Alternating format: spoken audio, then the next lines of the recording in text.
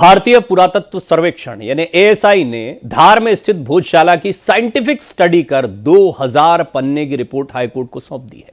करीब 3 महीने चली स्टडी के दौरान हिंदू और मुस्लिम पक्ष ने अपने अपने दावे किए हैं। 22 जुलाई को हाईकोर्ट में अगली सुनवाई होनी है। दावा किया जा रहा है कि यहां 94 से ज्यादा क्षतिग्रस्त मूर्तियां बरामद की गई हैं और क्या क्या मिला है यह भी बहुत महत्वपूर्ण है। आइए पहले देखिए रिपोर्ट, फिर करेंगे इस पर चर्चा।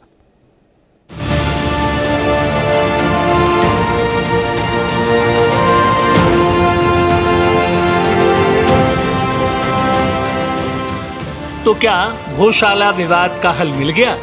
दरअसल भारतीय पुरातत्व सर्वेक्षण ने धार जिले में स्थित भोजशाला का सर्वे पूरा कर लिया और एमपी हाईकोर्ट के इंदौर बेंच में पेश भी कर दिया।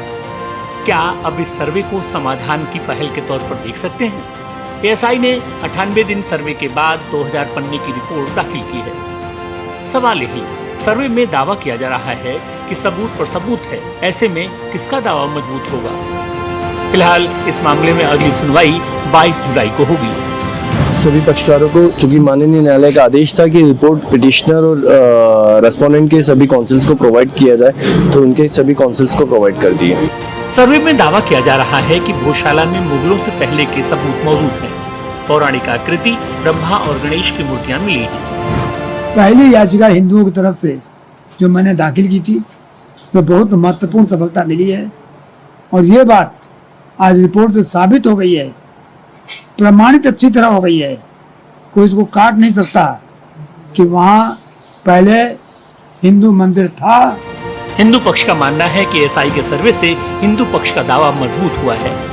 इंदौर हाईकोर्ट के सामने हम इस मामले को लेके गए थे। ऑनरेबल इंदौर हाईकोर्ट ने एएसआई के सर्वे का निर्देश दिया था। 98 डेज का एएसआई का सर्वे हुआ है। एएसआई ने 2000 पन्ने की रिपोर्ट फाइल की है और जो हमारा केस है वो इस रिपोर्ट के बाद और स्ट्रांग होता है। खास बात है कि 1902 में भी एएसआई का सर्वे हुआ था। तब की रिपोर्ट में मंदिर के अलावा परिसर के एक हिस्से में मस्जिद का उल्लेख भी किया गया था। सुनवाई के दौरान हाईकोर्ट ने नए सिरे से स्टडी के निर्देश दिए थे। बहरहाल ये सर्वे रिपोर्ट हाईकोर्ट में चल रही याचिका के लिए काफी महत्वपूर्ण मानी जा रही है। वहीं हिंदू पक्ष ने सुप्रीम कोर्ट से जल्द सुनवाई की मांग की है। वहीं मुस्लिम पक्ष ने सुप्रीम कोर्ट में याचिका दायर कर मध्य प्रदेश हाईकोर्ट में चल रही सुनवाई पर रोक लगाने की मांग की है। खैर, ये देखने वाली बात होगी कि अब भोजशाला मामला ज्ञानवापी की ही राह पर आगे बढ़ेगा। Bureau report, Bharat express. मुद्दा बहुत ही गंभीर है और इसको गंभीरता से समझने की जरूरत है। मेरा पैनल जो है वो मैंने इसीलिए बहुत ही चुनिंदा लोगों को इस पैनल में रखा है जो कि इस विषय पर ऐसी सारगर्भित बात रख पाए जो आपको पूरा मुद्दा समझ में आ पाए। स्वामी चक्रपाणी जी मेरे साथ जुड़ रहे हैं जो कि अध्यक्ष हैं हिंदू महासभा के। बहुत बहुत स्वागत है स्वामी जी आपका। साथ ही साथ में हमारे साथ कुछ और मेहमान जो जुड़ेंगे उनका परिचय भी मैं आपसे करवा देता हूं। हाजी नाजिम खान साहब मेरे साथ जुड़ रहे हैं, मुस्लिम स्कॉलर हैं, उनसे भी जानने की कोशिश करेंगे। इसका एक दूसरा पहलू भी सामने आता है। और रीना सिंह जी मेरे साथ एक बार फिर जुड़ेंगी, वरिष्ठ अधिवक्ता सुप्रीम कोर्ट हैं, उनसे भी हम बातचीत करेंगे, इसके कानूनी पहलुओं को जानेंगे। नाजिम साहब, शुरुआत में आपसे करना चाहूंगा क्योंकि मैं बहुत देख रहा था तो मुस्लिम पक्ष की तरफ से मुझे अभी जो दिखाई देता है वो सिर्फ ये कि सुप्रीम कोर्ट में ये अपील दायर की जा रही है कि हाई कोर्ट से सर्वे रुकवाया जाए या फिर इस पर जो पूरी सुनवाई होनी है उसको रुकवाया जाए। ये क्या बताता है? और दूसरा, जो 2000 पन्ने की रिपोर्ट आई है उसमें मूर्तियां, अन्य चीजों के बारे में जो जानकारी मिलती है उससे हमें क्या संकेत मिलते हैं? हाँ, देखिए तिवारी जी, जिस तरीके से अभी एएसआई की 2000 के पन्ने की जो रिपोर्ट है, देखिए अभी ये कोर्ट के अधीन है। अब मैं सबसे पहले तो एक चीज ये कहना चाहता हूँ कि एक छोटा सा देश, सर बड़ी इंपॉर्टेंट बात कहना चाह रहा हूं, एक छोटा सा देश राफेल बना के पूरी दुनिया में फेमस है और एक हमारा मुल्क विश्व गुरु बनने के लिए जा रहा है, वहां पर मस्जिदों के नीचे मंदिर ढूंढे जा रहे हैं। ये सबसे बड़ा इंपॉर्टेंट सवाल है जो हमारे मन में भी बार बार यही आता कि आखिर मस्जिदों के नीचे ही क्यों मंदिर ढूंढे जाते हैं। और सबसे पहले एक और चीज मैं ये कहना चाहता हूं कि देखिए हम लोगों का संवैधानिक अधिकार बनता है सुप्रीम कोर्ट जाने के लिए, लेकिन अब जिस तरीके से अभी हाई कोर्ट के अंदर ये फैसला है, जब हाई कोर्ट का जो फैसला है उसको हम चुनौती देंगे सुप्रीम कोर्ट के अंदर, तो है ये हमारा अपना एक संवैधानिक अधिकार है कि हम अपने इस जो हमारा मुस्लिम समाज है जो मस्जिद को लेकर कोर्ट के अंदर जा गया है, सारी बातें हमारी अपनी नहीं जो देखिए दलील है, हम नाजिम बिल्कुल साहब, सुप्रीम दोनों कोर्ट तीनों के अंदर चीजें मिक्स रखेंगे। हो जाती हैं अभी, क्योंकि बहुत स्पेसिफिक हम एक मुद्दे पर बात कर रहे हैं। ऐसा नहीं कि हम चंद्रयान पर बात नहीं करते हैं या हम भारत में जो साइंटिफिक डेवलपमेंट हो रहे हैं उसकी बात नहीं करते। ऐसा नहीं कि हमारे देश में कुछ भी ऐसा नहीं है कि हम मशहूर नहीं हो रहे हो अभी। क्योंकि ये बात हो रही है एसआई सर्वे की, तो मैं ये जानना चाहता हूं कि ये जो सबूत मिले हैं, ये सबूत ये अगर इंगित करते हैं कि यहां पर प्राचीन काल में एक मंदिर रहा है, तो फिर इस पर क्या स्टैंड होना चाहिए और फिर इसके बाद में इसको रुकवाने की मांग करना, यह ऐसा लगता है कि थोड़ा डिफेंसिव एक तरीके से मुस्लिम पक्ष हो रहा है। हाँ देखिए, बिल्कुल जिस तरीके से एएसआई के रिपोर्ट के अंदर जो बार बार ये बताया गया कि वहां पे सिक्के मिले हैं, वहां सरस्वती की वंदना होती है, वहां खंडित मूर्तियां मिली है, तो देखिए एएसआई ने बिना कोर्ट के इस तरीके की बातें पहले ही क्यों बता दी? इसका मतलब ये है कि कहीं ना कहीं एक भारत के अंदर एक ऐसा माहौल क्रिएट किया जा रहा है कि हिंदू भाइयों को आगे करा जा रहा है कि देखिए वहां वाकई में मंदिर था। लेकिन हम ये कहते हैं कि जब कोर्ट के अधीन ये केस है तो इसे कोर्ट के ऊपर छोड़ा जाएगा, जो भी कोर्ट फैसला करेगा उसे ठीक दोनों है, ये समुदाय थोड़ा को लंबी स्वीकार चर्चा, करना क्योंकि पड़ेगा। स्वामी चक्रपाणी जी खुद मेरे साथ मौजूद हैं। इस पर मेरे मन में बहुत सवाल आ रहे हैं, लेकिन स्वामी जी क्योंकि अध्यक्ष हिंदू महासभा हैं और मंदिरों के विषय पर वो बहुत मंचों पर बहुत सालों से बोलते रहे हैं, तो चक्रपाणी जी एक बहुत महत्वपूर्ण बात यह है कि एक तो हम कहते हैं कि सांप्रदायिक सौहार्द बना रहे, दूसरा फिर ये भी बात है कि हमारे पुरातन गौरव का जिक्र होता है, मंदिरों में आस्था की बात होती है, और ऐसा नहीं कि यहाँ पर सरस्वती माता की पूजा नहीं हो रही। वसंत पंचमी पर भोजशाला में क्या होता है, ये मैं बचपन से देखता है। मैं खुद मध्य प्रदेश का रहने वाला हूँ, इंदौर का रहने वाला हूँ, तो मुझे ये भोजशाला तो बहुत करीब से इसकी जानकारी है कि कितना विवाद रहता था। बहरहाल अब ये कहाँ जा रहा है मामला? अरविंद जी, आप एक वरिष्ठ पत्रकार हैं, अच्छी प्रकार से जानते हैं कि किस प्रकार से मुगलों ने हमारे देवी देवताओं की प्रतिमाओं को तोड़ा, मंदिरों को तोड़ा, कब्जा किया, यहाँ सोना लूटा, और निश्चित रूप से पूरे वो जो विदेशी आक्रांता थे वो लुटेरे थे। आज समस्या यह है कि अगर लीगल जिस प्रकार से राम मंदिर का भी हम लोग, चूंकि मैं पक्षकार था, एक लंबी लड़ाई लड़ी, आज जब मंदिरों के अनेक प्रमाण साक्ष्य आ रहे हैं, आप तो मध्य प्रदेश के हैं, अच्छी प्रकार से जानते हैं, माँ सरस्वती का स्थान है, प्राचीन स्थान है, पौराणिक स्थान है, वहाँ पे सिर्फ हम नहीं कह रहे हैं, अनेक साक्ष्य और प्रमाण वहाँ से चिल्ला चिल्ला के बोल रहा है। जो हमने जबरदस्ती वहाँ कोई कब्जा नहीं कर रहे हैं, बल्कि माननीय कोर्ट के आदेश के बाद वो सर्वे हो रहा है। एएसआई सर्वे न हिंदू का है न मुसलमान का है, वो निष्पक्ष संस्था है, लेकिन उसके बाद भी हाजी नाजी को जो है पेट में दर्द होता है, कट्टरपंथियों को दर्द होता है, वो तुरंत ऊपर जाते हैं कि नहीं रोका जाए जी। अभी ये कह रहे थे कि जी कैसे सार्वजनिक कर दिया। अरे भाई, चोर की दाढ़ी में तिनका। सवाल इस बात का है कि सार्वजनिक होने से क्यों घबरा रहे हो? एक तो आपके पूर्वजों ने पाप किया, हमारे मंदिरों को जबरदस्ती उन्होंने कब्जा किया। दूसरी, अब जब पाप उजागर हो रहा है तो आप कहाँ तक देश से माफी मांगोगे, हिंदुओं से माफी मांगोगे? तो आप उसको और फंसाने के लिए आप ऊपर जाते हो। नहीं जी, रोका जाए, न्याय न दिया जाए, इसकी जांच न किया जाए। क्यों नहीं जांच किया जाए भाई, क्यों नहीं जांच किया जाए? तो ये कहीं ना कहीं ये दो मुँहे लोग हैं, ये इनको न्याय पे विश्वास नहीं है। आप देखिए कि राम मंदिर में कितनी एक लंबी लड़ाई हुई, और जब लड़ाई के बाद निर्णय आ गया, उसके बाद भी अपील पे अपील करते रहे, उसके बाद भी जब खारिज हो गया तो क्या बोला कि एक दिन समय आएगा कि हागी साकिया की तरह जो है, जो तुर्की में था उसी तरह हम मंदिर तोड़ देंगे, बना देंगे। ये असुद्दीन ओवैसी ने तो माननीय सर्वोच्च न्यायालय के आदेश तक को भी उन्होंने धत्ता बताया, टिप्पणी किया माननीय कोर्ट पे। तो ये आपने बहुत महत्वपूर्ण पहलू है, सिलसिलेवार तरीके से आपने रखे। मैं थोड़ा और विस्तार से इस पर आपसे जानकारी लूंगा। अरविंद जी, अब लास्ट एक बात मैं कहना चाहता हूं। आप देखिए काशी विश्वनाथ जी का देखिए, अब वहां पे जो है जब सर्वे हुआ तो इन्हीं लोगों ने विरोध किया। अब कहां तक, सुप्रीम कोर्ट तक चले गए। जब जांच हुआ तो उसमें आप देखो कि कैसे भगवान शिव का, भगवान विश्वेश्वर महादेव का वो मिल गया। तो हिंदू तो हमेशा कानून का सम्मान करता है, और लेकिन विदेशी आक्रांता जो, अच्छा ये हिंदू मुस्लिम करने में ये लोग लगे हुए, कट्टरपंथी हिंदू मुस्लिम करने में लगे हुए, हाजी नाजी साहब जैसे लोग करने में लगे हुए। हम तो ये कह रहे हैं विदेशी आक्रांता बनाम भारतीयता की लड़ाई है, और ये हिंदुओं का स्थान है भाई, ठीक है। छोड़ दो। अब देखिए, मैं रीना जी के तो पास जाना चाहता हूं, लेकिन रीना जी मैं आपकी इजाजत से एक छोटा सा कमेंट, क्योंकि हाजी नाजिम साहब के बारे में कई टिप्पणियां हुई हैं, तो वो निश्चित तौर पर कुछ कहना भी चाह रहे होंगे जवाब में। एक जवाब उनका ले लेते हैं। नाजिम साहब, एक बात तो है कि ये अगर सांप्रदायिक सौहार्द की भी बात करें तो फिर मिलजुल के होना चाहिए। कोई पूजा पाठ आज से नहीं हो रहा, नमाज नहीं हो रही है, कोई एक बीच का रास्ता कभी निकलता नहीं दिखाई देता, हमेशा टकराहट रहती है। तो इसके लिए दोनों तरफ से पहल करनी जरूरी है। सिर्फ ये एक्सपेक्ट किया जाए कि ये पक्ष मान जाए वो पक्ष मान जाए, इससे बात कैसे चलेगी? हाँ, देखिए ये मुल्क जो गंगा जमनी तहजीब वाला है परवीन जी।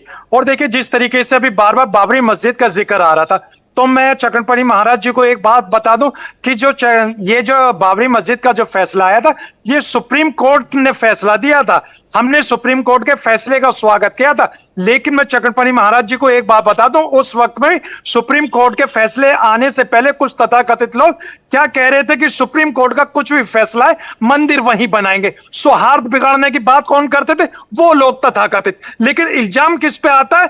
हाजी नाजिम और तमाम मुसलमान जो अमन पसंद वाले, जो मुल्क के अंदर हमेशा चाहते हैं कि अमन व सुकून बना रहे। और रही बात यह कि अब आती है बहुत साल की, बहुत साल पे इन्होंने इतने सारे इल्जाम लगा दिए। अब मैं तो बार बार यही कहता हूं कि कब तक मस्जिदों के नीचे आप मंदिर तलाश करते रहेंगे? बंद कर दीजिए मस्जिदों के नीचे मंदिर तलाश करने। और एक चीज और है चक्रपति महाराज जी, मैं आपको याद दिला दूं, हम वही लोग हैं जो इस मुल्क को आजाद कराने के लिए हंसते हंसते फांसी के फंदे चूम लिए थे। हमारे सीने पे आज भी जलियांवाला बाग के गोलियों के निशान मौजूद है। हमारे अपने बुजुर्ग यहाँ गाजियाबाद से लेके दिल्ली के तक सुन लीजिए पेड़ों पर लटकाए गए थे ब्रिटिश हुकूमत के सामने, लेकिन कभी ठीक है नाजिम साहब, एक मिनट और भी, और ब्रिटिश हुकूमत को भगा दिया। जी नाजिम साहब, भावनाओं को बांधे, इसमें कोई दो राय नहीं। ये बात हिंदू मुस्लिम की है भी नहीं। देखिए ये बात एक अलग, जी संक्षेप में चक्रपाणी जी, मैं रीना जी को भी सुनना चाहता हूं। प्रवीण तिवारी जी, हाँ, एक तो गलती से मैं नाम अरविंद जी बोल दिया था, नहीं कोई बात नहीं, क्षमा चाहता हूं। हाँ प्रवीण जी, मैं आपको बताना चाहता हूं, देखिए अभी ये भावना वाली बातें कर रहे हैं हाजी नाजिम, ये कह रहे हैं कि हमने देश की गोलियां खाई। अरे भाई कहाँ गोलियां खाई? तो इस तरह की बातें नहीं करते। जलियांवाला बाग उठा के देख लीजिए, इतिहास है, शर्म है, देशभक्ति है। और सुन लीजिए इंडिया के हमारे सबसे ज्यादा बोलो, मैं मान जाऊंगा। ना देखिए, एक बार बंदे मैं हमेशा जब भी इस शो को क्लोज करता हूं तो मैं एक सार्थक निष्कर्ष के साथ करता हूं क्लोज, और अगर लंबी बहस करेंगे समय उसमें छूट जाएगा। रीना जी थोड़ा सा बताइए कानूनी तौर पर इस तरह के मामलों को, और इसमें हमने राम मंदिर का एक बहुत बड़ा, उसको मैं देखता भी रहा, चाहे वो इलाहाबाद कोर्ट से हो और फिर उसके बाद में हमने सुप्रीम कोर्ट का फैसला देखा, बड़ी लंबी प्रक्रिया रही है, उसको मैं भी खुद विटनेस करता रहा हूं। लेकिन कानूनी तौर पर एएसआई की रिपोर्ट साक्ष्य के आधार पर कितना स्टैंड करती है और फिर कैसे कोर्ट के समक्ष रखा जाता है, और ये कितना पुख्ता मामला बनता है किसी भी पक्ष के लिए? देखिए जो कोर्ट के अंदर एविडेंस है ये बहुत ज्यादा मैटर करते हैं, और इसे हमें कोई हिंदू मुस्लिम को जोड़ करके प्रेमा फेसाई नहीं देखना चाहिए। देखिए कोई भी अगर तथ्य है, हमारा जो देश है वो संविधान से चलता है, देश के कानून से चलता है, और इसके अंतर्गत अगर कोई भी पक्ष, चाहे वो मुस्लिम पक्ष हो या हिंदू पक्ष हो, अगर कानून के दायरे में आकर के कोर्ट का दरवाजा खटखटा रहा है तो इसमें कुछ भी असंवैधानिक नहीं है। और ऐसा नहीं है कि हिंदू पक्ष के जाने के बाद उनको भोजशाला सौंप दी गई। एक एएसआई का सर्वे हुआ, उसमें भी 90 से 100 दिन का सर्वे हुआ। अब जो चीजें निकल के आई है वो ऐसा नहीं है कि किसी ने जानबूझ करके सार्वजनिक करी है, ये सभी को पता है। जैसे ज्ञानवापी है, ज्ञानवापी के बाहर की जो दीवारें हैं, भोजशाला का है जैसे आपने खुद बताया, आप मध्य प्रदेश से हैं, और कोर्ट के अंदर जो भी चीजें होती है वो एविडेंसेस के बेसिस पे है। और एएसआई के पास इतनी ज्यादा टेक्नोलॉजी है, चाहे वो कार्बन डेटिंग की हो, जीपीआर की हो, कि वो उस चीज को असरटेन कर लेते हैं कि कौन सी सेंचुरी की है। देखिए यहाँ पे अब हमें ये देखना होगा कि जो इस्लाम का जन्म हुआ वो 6वीं शताब्दी में हुआ। 7वीं 8वीं शताब्दी में इस्लाम के आक्रांता पूरा ग्लोब में, और खासकर जो हमारा जो भारतवर्ष का रीजन है वहां पे आक्रमणकारी के रूप में आए। और जो हमारा सनातन धर्म है वो सदियों से है, जब से पृथ्वी है तब से सदियों से है। अब उस चीज को अगर प्रमाणित करते हुए कोई तथ्य सामने आता है तो इसमें मुझे नहीं लगता कि किसी को कोई दिक्कत होनी चाहिए, क्योंकि मामला कोर्ट के अंतर्गत है। हाँ, हालांकि देखिए इसके दो पहलू आते हैं। एक और चीज कहना चाहूंगी प्रवीण जी, मैं ज्यादा समय नहीं लूंगी, कि देखिए जो इस्लाम है, कुरान है, इस्लाम ये स्पष्ट कहता है कि कोई भी नमाज उस जगह पे एक्सेप्ट अल्लाह नहीं करते जहां पे किसी दूसरे धर्म के चिन्ह हो, या फिर जो दूसरे की जमीन हो जिसपे कब्जा करके तोड़फोड़ करके करियो। और फिर वही बात मैं कहूंगी कि जो मामला है वो कोर्ट के समक्ष है, न्यायालय के समक्ष विचाराधीन है, अयोध्या में भी ये देखिए जो बड़ा फैसला बड़ा आया, वो महत्वपूर्ण और तथ्यों के आधार पे गंभीर और संवेदनशील मुद्दा रहता है, और मैं जानता हूं इसलिए मेरा जो पैनल है वो बहुत ही सोच समझकर बोलने वाले तमाम बुद्धिजीवियों का पैनल है।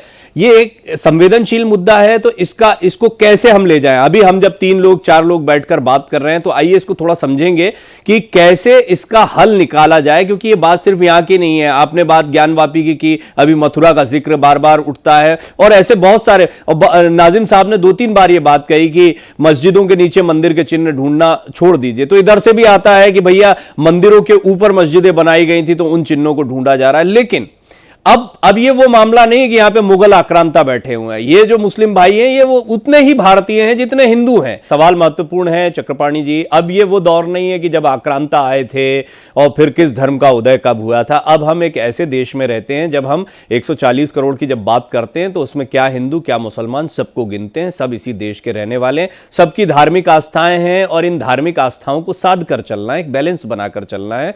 तो हालात खराब भी ना हो, चीजें बेहतर चलें, इसके लिए क्या करना चाहिए। मतलब ये दूरियां बड़ी अजीब लगती हैं। बिल्कुल आपने ठीक कहा प्रवीण जी, किसी प्रकार की दूरी होनी भी नहीं चाहिए, और निश्चित रूप से हर व्यक्ति का अपना अपना पूजा पद्धति अलग हो सकता है, लेकिन सब भारतीय हैं। लेकिन समस्या यही हो जो आपने कहा भी कि यहाँ पे सब भारतीय हैं, कोई हिंदू मुस्लिम नहीं, जितना उसको अधिकार है उतना उसको अधिकार है। लेकिन दुख तब होता है जब जो है हाजी नाजिम साहब जय फिलिस्तीन और जय मीम तो बोल देंगे, लेकिन वंदे मातरम और भारत माता की जय नहीं बोलते। वो बोलते कि नहीं भारत माता की जय हमारा इस्लाम में अलाउ नहीं होता, लेकिन जय फिलिस्तीन जब संसद में असुद्दीन ओवैसी बोलते हैं तो वो इस्लामिक मान्यता के अनुसार हो जाता है। तो कहीं ना कहीं मन में तकलीफ हो जाता है, आखिर क्या बात है भाई, हम तो वंदे मातरम बोलते हैं, हम तो मातृभूमि को प्रणाम करते हैं, हाजी नाजिम साहब क्यों नहीं करते भाई, क्यों नहीं वंदे मातरम बोल सकते हो। जब नहीं बोल सकते हो तो कहीं ना कहीं संदेह की दृष्टि आती है। और हर व्यक्ति ऐसा नहीं है, हर मुस्लिम ऐसा नहीं है, लेकिन जो कट्टरपंथी हैं जो नहीं बोल पाते हैं,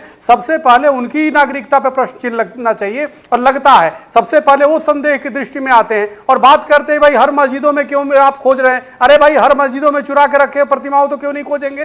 सवाल इस बात का है, इतने वर्षों सैकड़ों वर्षों से आप दबा के रखे हो, दिल्ली के जामा मस्जिद के नीचे हम नहीं कह रहे हैं, साकी मुश्ताक ने अपनी पुस्तक में लिखा, मासिर आलमगिरी में स्पष्ट लिखा है किस प्रकार से राजस्थान की प्रतिमाएं आती है और जामा मस्जिद के नीचे औरंगजेब चिनवा देता है। उस समय की तत्कालीन जो मिनट्स लिखे जाते हैं उसमें लिखा है भाई, वो साकी मुश्ताक ने लिखा है, जो उसका सिपह सलार था, जो उसको पूरा मिनट्स लिखने का काम करता था, और उसको कैसे जुटला देंगे। जब हम बात करते हैं तो आप कहते हो देखो जी ये हमारे मस्जिदों में आपने ये जो बात कही ये तो बहुत इंपॉर्टेंट है ही, ये तो ये खैर मैंने कह ही दिया कि अब ये वो मुगलों का दौर नहीं है। लेकिन आपने एक बहुत महत्वपूर्ण बात कही कि आज के दौर में, लेकिन रीना जी एक बड़ी इंपॉर्टेंट बात जो मेरे जहन में कानूनी तौर पर आ रही है वो ये कि हाई कोर्ट सुप्रीम कोर्ट, अभी ये ऐसा लग रहा है कि ये मामला, हमने राम मंदिर का मामला क्योंकि देखा है, लेकिन इस मामले को आप कैसे देखती हैं तब जबकि नजीर के तौर पर हमारे पास राम मंदिर जैसा बड़ा मामला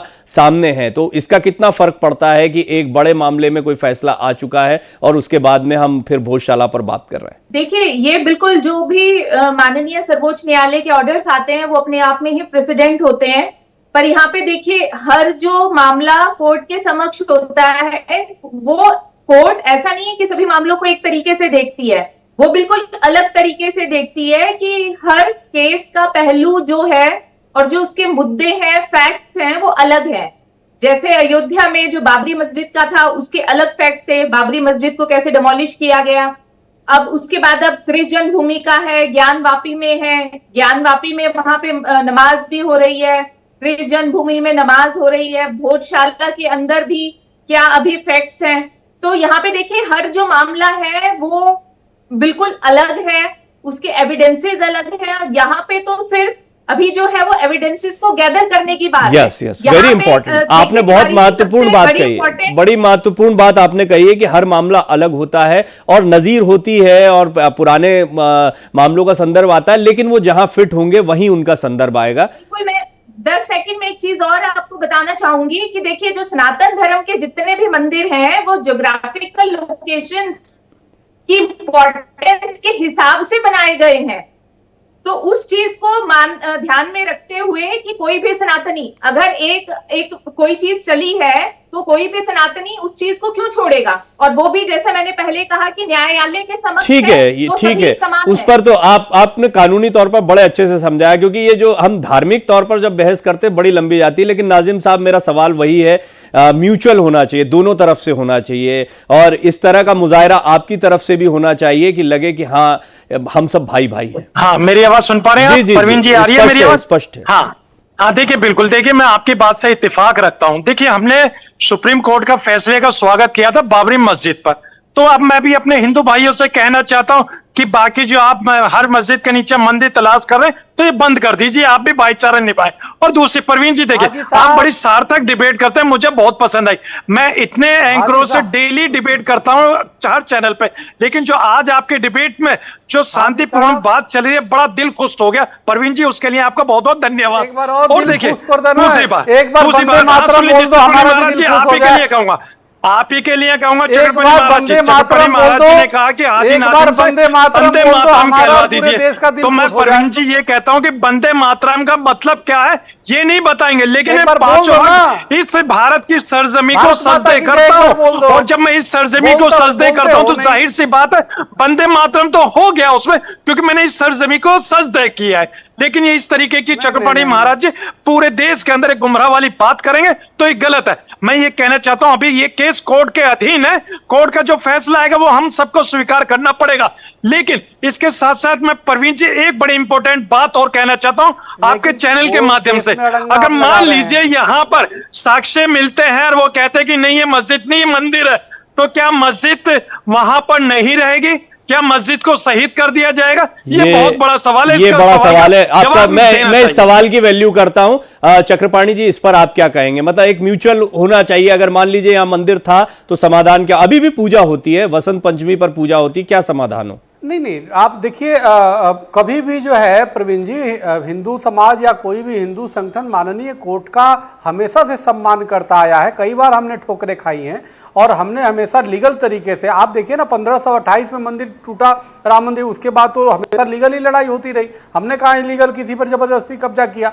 तो हिंदू या संगठन या हिंदू जो भी है वो हमेशा संविधान का सम्मान करता है। लेकिन यही तो बात है कि एएसआई ने जब साक्ष्य प्रमाण प्रस्तुत किया तो उसको रोकने के लिए आप ऊपर जा रहे हो। अरे ठीक है, ये इसमें देखिए एक बात तो ये हम पैनल पर डिस्कस नहीं कर पाएंगे, क्योंकि माननीय कोर्ट के पास में अब ये मामला आगे बढ़ेगा। इसके अपने कानूनी पहलू होते हैं और माननीय कोर्ट बहुत सारे पहलुओं को देखने के बाद में किसी निर्णय पर पहुंचते हैं। नाजिम साहब ने भी महत्वपूर्ण सवाल उठाया कि अगर मान लीजिए यहां पर मंदिर था तो आगे क्या, क्योंकि यहां पर अभी नमाज होती है। और जैसा चक्रपाणी जी ने कहा कि किसी को गिराना या किसी को ठेस पहुंचाना ये कभी हिंदू धर्म का तौर तरीका नहीं रहा है। तो निश्चित तौर पर किसी ऐसे समाधान पर पहुंचेंगे जहां दोनों पक्ष जो हैं वो संतुष्ट दिखाई दें। लेकिन फिलहाल इस एएसआई सर्वे की रिपोर्ट आने के बाद में आप देख रहे हैं कि दोनों ही पक्षों की तरफ से अलग अलग बातें आ रही हैं। नाजिम साहब, आपका बहुत बहुत शुक्रिया करता हूं मैं। चक्रपाणी महाराज, आपका बहुत बहुत धन्यवाद मेरे साथ जुड़े रहने के लिए। रीना जी, आपका बहुत बहुत धन्यवाद।